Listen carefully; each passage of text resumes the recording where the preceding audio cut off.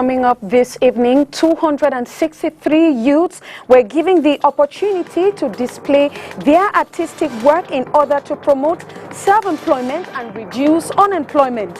And the production of locally fabricated goods and good made in Cameroon were highly encouraged today at the National Assembly. Farmers in the Northwest region have benefited from some aid from authorities, given the sad effects of the Anglophone crisis. Other amelioration has accompanied this exercise, and hate speech and social responsibility is the bottom line of today's seminar that ended in Douala for pressmen and women, and organized by the Ministries of Communication and Public Health. A recap of these stories in this newscast. Good evening, ladies and gentlemen. Thanks for watching the 6 p.m. newscast on Spectrum Television. I am Josephine Bindzi. The UN promises to continue to give an unwavering support to Cameroon. After 3 years of stewardship, Allegra Mayo Payochi has come to the end of her operation in Cameroon. She continues to finding solutions for the humanitarian crisis plaguing Cameroon. Prime Minister Joseph John Gute handed Allegra Payochi a statue of an African woman with a calabash for her tireless commitment in her fight against the Anglophone crisis. The Deputy Speaker of the National Assembly, Théophile Barrot, has called on Cameroonians to invest in locally fabricated goods made in Cameroon to help create jobs for Cameroonians. Cameroon loses close to 2 billion CFA in imports of goods. This was based on the Economic Patriotic Day at the Yaoundé Conference Center. 263 youths have displayed their artistic work at the National Assembly to help boost and enhance entrepreneurship and the products made in Cameroon. Even though a wave of laxity can be noticed in the day-to-day activities of Douala city dwellers, in maintaining the barrier measures has been government's priority in Cameroon. Authorities at the New Town Airport Block 5 are making sure inhabitants are scrupulously following all barrier measures, as Oni Ladonet tells us in the following report.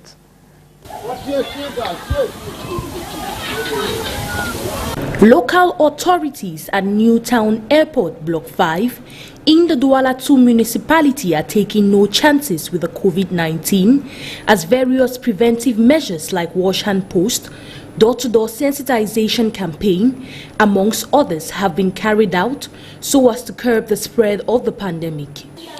We have done so many things.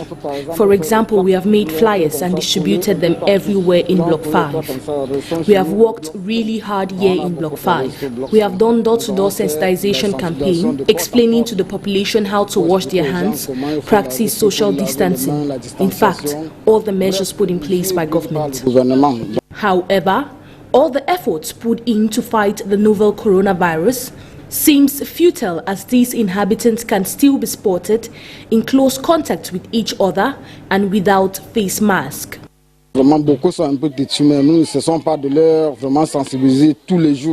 Many people are adamant, but we keep sensitizing every day. We don't sleep. I can't even explain why they are adamant, because I did door-to-door sensitization campaign. Even in bars, everywhere, in meetings, they don't want to obey. I don't know why.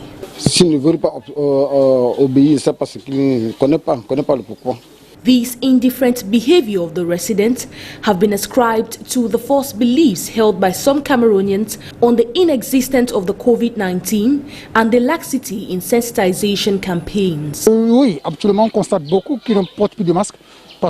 Yes, now we notice people don't wear their face mask. Maybe because the sensitization campaign has ended. Some say the disease is finished. I don't know, but those in contact with the population and those who go out often wear their face mask. Even though barrier measures are not fully respected, some inhabitants are, however, conscious of its existence. Parce qu'il y a le virus qu'on appelle corona. Ça fait comment? Ça tue. Vous le voyez?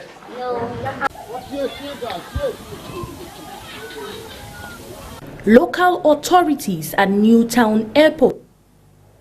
As government continues to find concrete solutions to the COVID-19 pandemic in Cameroon, Cameroonians in the diaspora have not been silent to the sufferings of the population, hence their hearty support to government in the fight against the common enemy, as Crystal Asexwele tells us in the following report.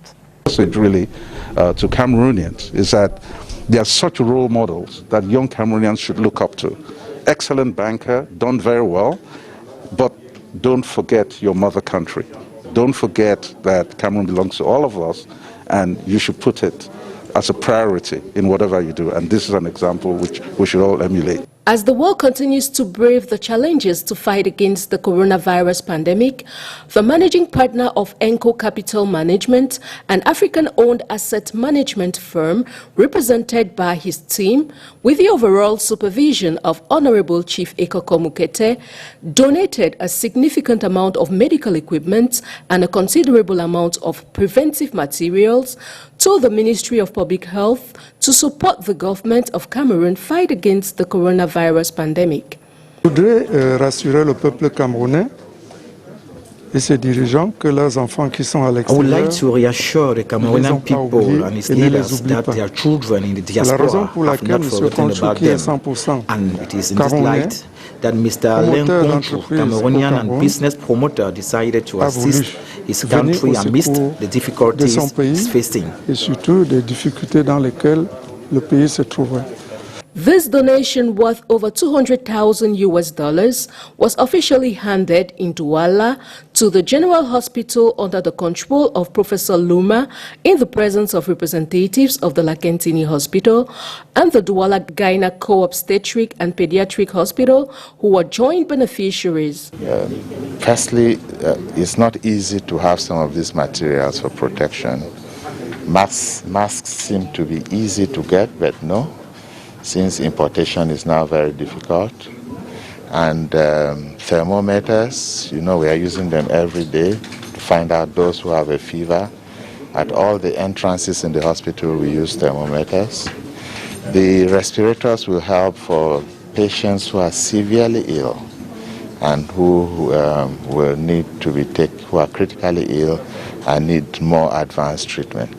All in total, the donations comprised of 18,000 surgical masks, 6,000 medical protection masks, 300 frontal thermometers, 4 respirators, and 30,000 pairs of latex medical gloves, which were equitably distributed to the aforementioned beneficiaries. These equipments will go a long way to reinforce and boost the medical personnel in the fight against this common enemy. This same action was equally carried out last week in Yaoundé under the supervision of the Minister of Public Health. And he's done that with all his heart. It's all the love for the country. And this is social responsibility. And I am here personally to show my gratitude for what he has done. And to also, I did promise him that I'll come personally to make sure this donation is given. As the numbers of COVID-19 infected cases keep rising, the country still remains on the alert.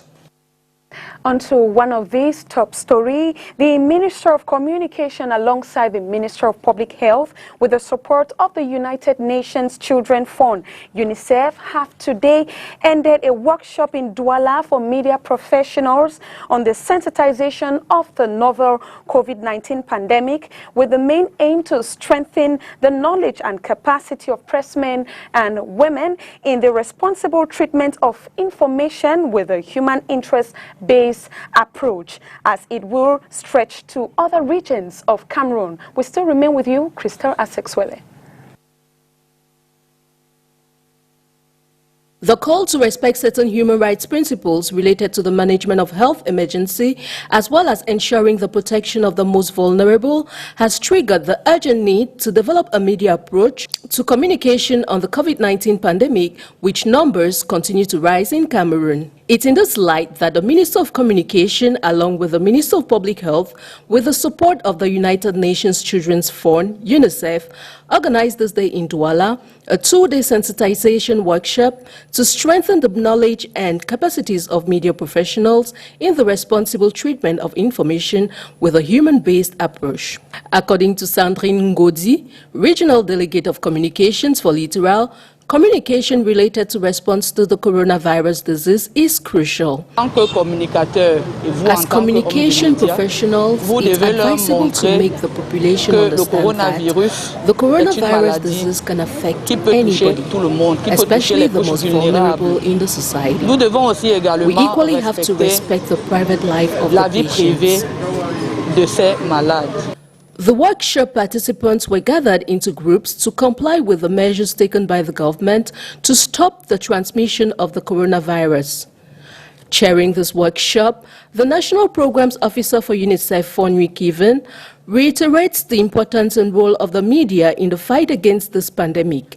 He states that communication is vital and must create the perception and awareness of the disease, as well as give correct and adequate information to the population to adopt appropriate attitudes and behavior.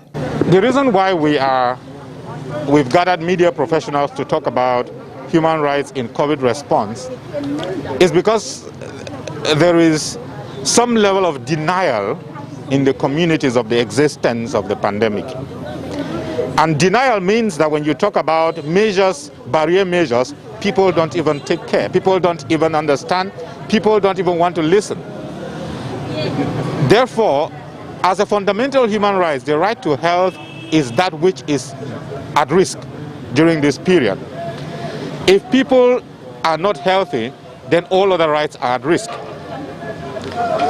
Access to information is vital to ensure the right to health. And that's why you media professionals are at the center of this. This workshop will also be carried out in 2 other towns in order to cover the entire national territory, namely Boya, Northwest and Southwest regions, Ngaoundéré, East, Adamawa, North, as well as Extreme North journalists and media professionals selected will equally benefit from this training.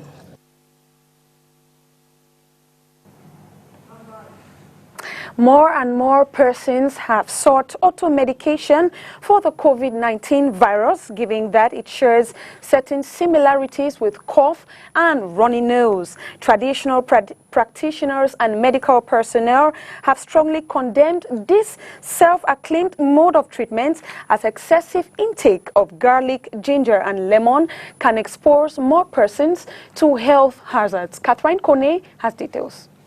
With the outbreak of the novel coronavirus, many people have resorted in taking herbal concoction as means to cure the dreaded disease. Some have gone as far as consuming huge quantities of this product, thus raising eyebrows on how safe it is in the human system. Man was made out of organic, and so man must use organics to repair the organic man. You use brass to sharpen brass, iron to sharpen iron. So it's just natural that the best cure for any human disease are organics from which man came out from. So what is medicine? If you go by the definition of Hippocrates, the acclaimed father of medicine, he said, let thy food be medicine and medicine be food. I mean, anything called food should have medicinal properties, and anything called food, medicine should have food value. He added that doses consumed by an individual cannot be emphasized. What quantity of did they prescribe for you to eat? What quantity of arrow did they prescribe for you? What quantity of okomobon and jama do you eat? These are organic foods that we don't overemphasize on quantity. You get some ginger, you buy some peas and you eat, and you wish and you drink plenty of water. And you feel what you get some onion, eat a bit. It's when we are dealing with medicine, like orthodox medicine, that is a synthesized chemical that we overemphasize on those, because if you take a certain quantity, it kills you. Contradicting the holistic doctor, Dr. Adamu Kasum, a kidney specialist, says overconsumption of medication could be dangerous for the health. Food supplements, as people think it's not toxic, is wrong. Everything is in excess can cause trouble. Let's just start with lemon. Lemon is vitamin C. When you take vitamin C in a very high dosage, it can cause you insomnia, and insomnia can lead to high blood pressure, and it can lead to palpitation and destabilize you. That's one example. Go to the next when you take ginger. When you say ginger, most people don't know if they have gastritis or they have gastrointestinal problems. They take a very high dosage of ginger, and then they will provoke a secretion of gastric acid, and in the end, they will end up with ulcer, and they start having chest pain, which could lead to even internal bleeding and death. COVID-19 has placed a spotlight on the fuel of herbal concoction, but as many people consume it, health practitioners advise them to avoid excesses in order not to raise other health complications. Urban disorder is what typically characterizes the new Dado market as traders violate public space meant for market users. In spite of several warnings from authorities, businessmen say the persistent move has hampered a perfect display of their goods in the market. Catherine Kone. The illegal occupation of public spaces by traders here at the new Dado market is predominant. Traders have become proprietors and proprietaries of these spaces, despite relentless effort by the city council in giving a befitting fees at the market. The reason we find ourselves along the road is because we have to do this in order to survive. Every time we sell along the road, they always come and drive us away. But what we don't understand is, even though they drive us away, they always ask us to pay ticket. Donc ça veut dire que même comme nous vendons, nous payons quand même, nous payons les places là. Road meant for pedestrians have literally been taken up by itinerant traders who pay just 100 francs CFA to display their goods.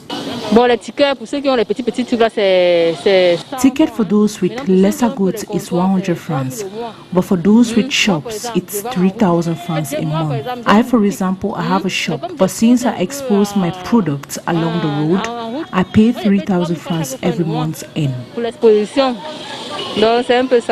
Pavements have become choked by traders, paralyzing the circulation of vehicles and pedestrians. On several occasions, the traders were chased out of these spaces, but the move by authorities in charge seems not to be fruitful, as the non-respect of public spaces remains alarming.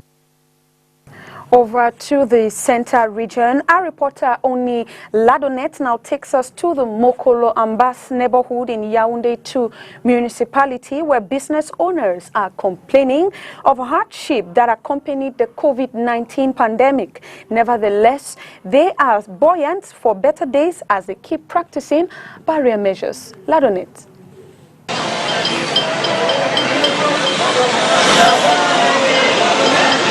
As the government of Cameroon wrestles to find a definite solution for the COVID-19, business activities keep declining all over the country.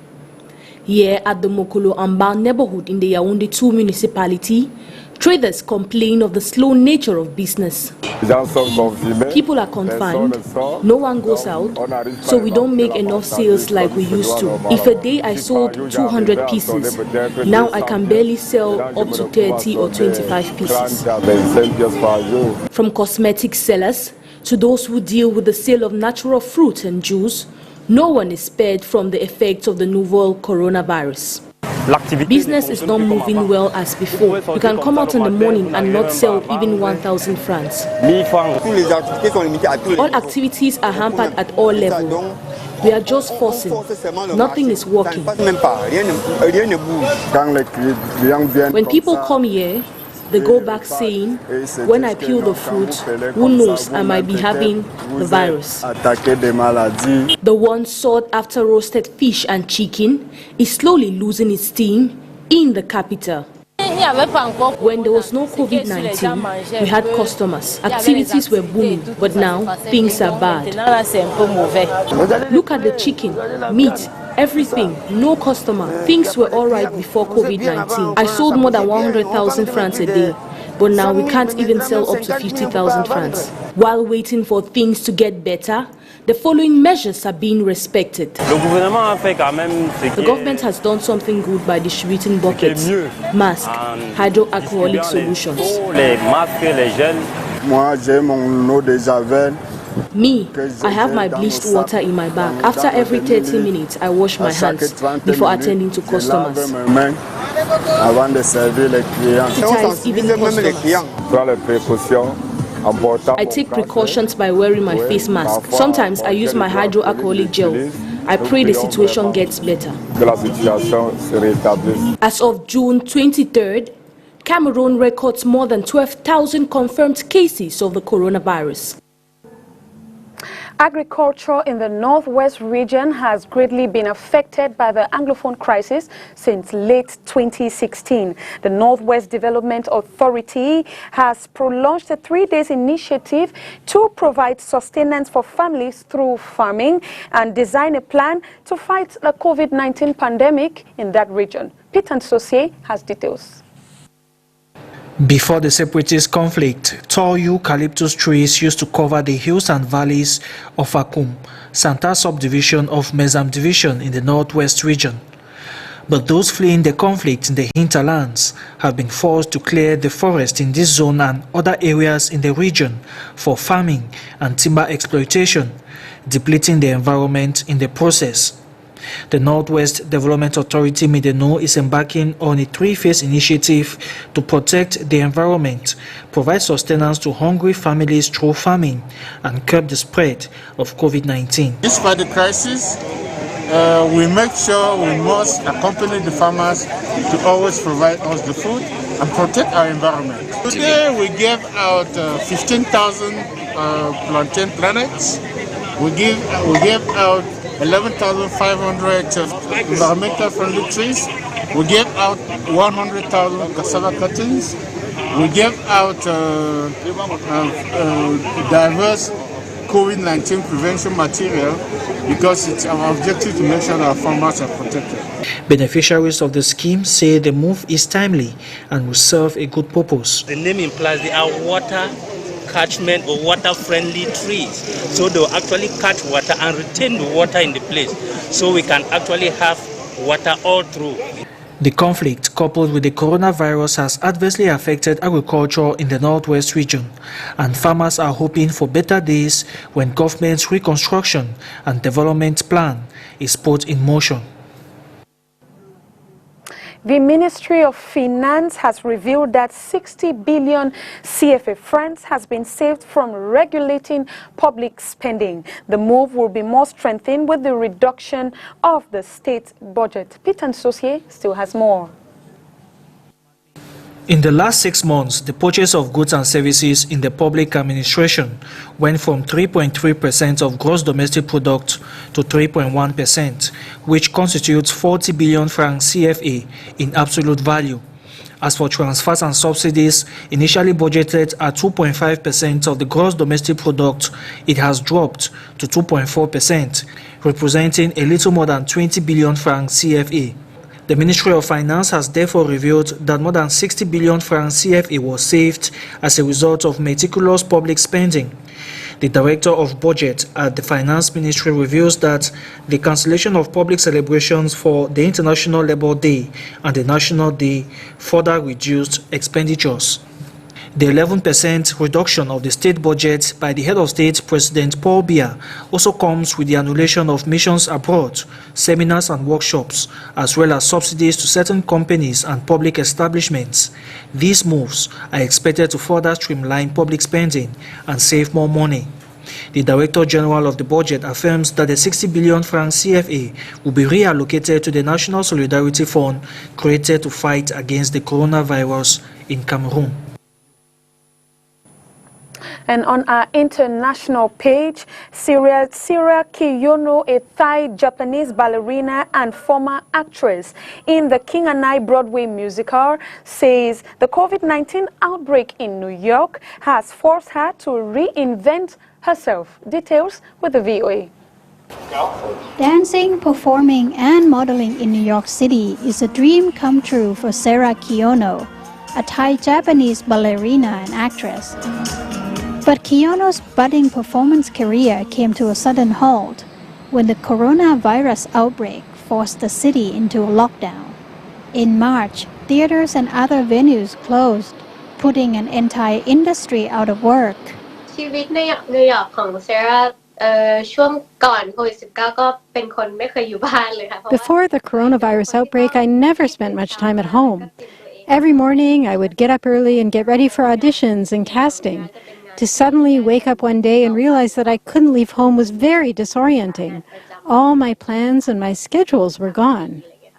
Sarah Kiyono, whose actual name is Soraya Petun Sitishai, came to New York City in 2011 with the dream of building her career on the international stage. Years of ballet training and professional dancing in Thailand paid off when Kiyono landed a steady job at Ballet Repertory NYC. As a principal ballerina, Kiyono performed in The Nutcracker, Little Mermaid, Cinderella, and others. Her breakthrough came in 2018 when she was chosen to play Eliza, the runaway slave, in the Broadway production of The King and I. Now, with performance work on pause and income from gigs dried up, the 31-year-old offers ballet and dance classes online to get by. The students set up the time and I teach twice a day. It's a bit difficult because I can't physically help adjust their body movements. So I try not to focus too much on technique, but just encourage them to move their bodies and make it more like a workout. Welcome to my channel. Come on in. Kiyono launched her own YouTube channel to show off her skills and find opportunities to learn new ones. I recently went to an audition where they want someone that can do many styles of dancing, including tap, which I couldn't do. So now it's a good time to learn tap. I've been taking online tap dance classes that my friends offer. It's free, but we all chip in with donations to help each other. And Kiyono has learned how much she has missed her friends and family. People have and give more time. Friends and family have given me positive energy. They make me feel less alone. Before the lockdown, I was pretty much on my own. I was preoccupied with how to survive each day. Broadway theaters will be closed at least through the summer, and it's unclear when other venues around the city will reopen. Despite this, Kiyono says she's still upbeat and ready to leap back on stage when the curtains rise again. Warangkhana Chomchun, VOA News.